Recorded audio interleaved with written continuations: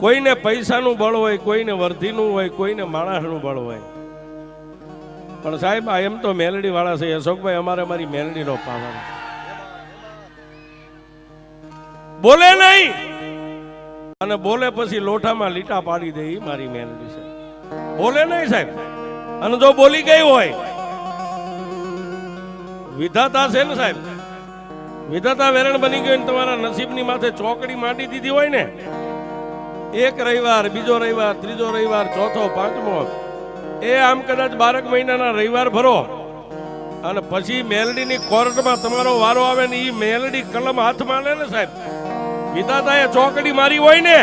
એમાં કંકુના અક્ષર પાડી દે તો મારી મેલડી પાડી દે સાહેબ, બાકી ન પડી.